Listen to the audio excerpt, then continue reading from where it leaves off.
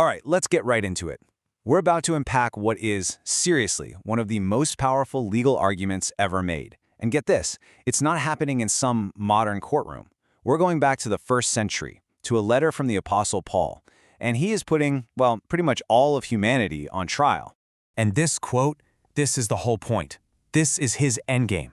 Imagine it. His goal is to get to a place where every single person is left speechless, with absolutely no defense, just standing there, accountable to God. I mean, the stakes, they literally could not be higher.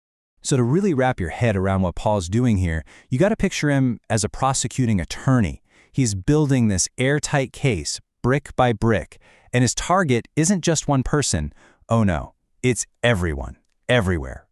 You know, any good prosecutor has a laser focus, right? There's that one single charge that everything, all the evidence points back to. So the big question is, what's Paul's? What's the one thing he's trying to prove with this huge, universal indictment?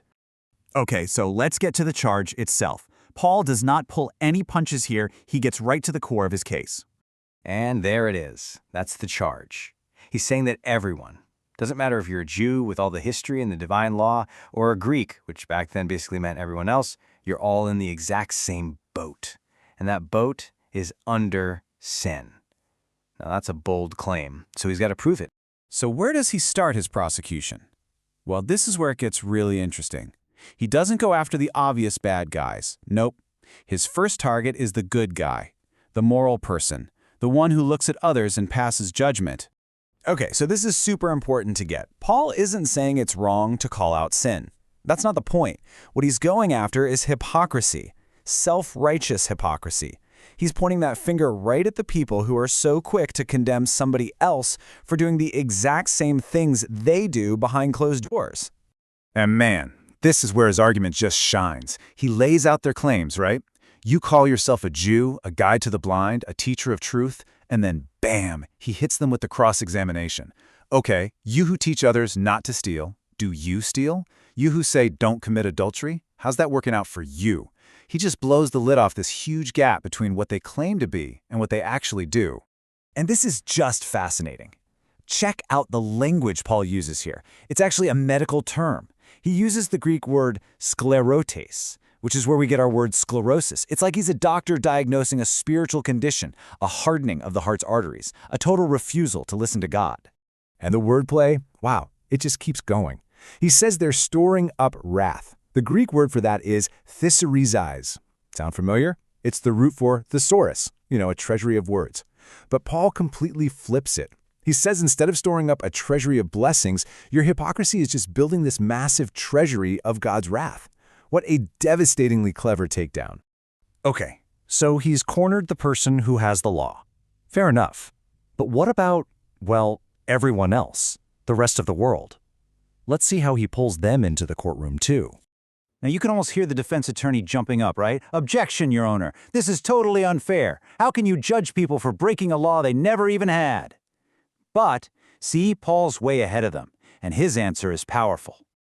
His argument is that nobody gets a free pass, because nobody is actually without a law. The big stuff, don't murder, don't lie, we just kind of know that stuff. It's built in. It's, as he puts it, written on their hearts. And our own conscience, that's the witness, constantly in our head either accusing us or, sometimes, defending us. Now here's a little scholarly inside baseball for you. There's a really interesting debate about who Paul is talking about here. The traditional view, he means unbelievers who just have that innate moral compass.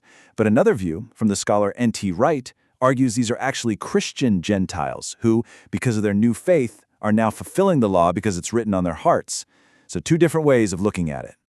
Next up, Paul goes right for the heart of the matter. He takes on the most sacred, physical sign of Jewish identity to make his case even stronger, and he's about to completely redefine what it means to belong to God's people. So the defense might come back with, but wait, we're God's chosen people. We have the physical mark of circumcision.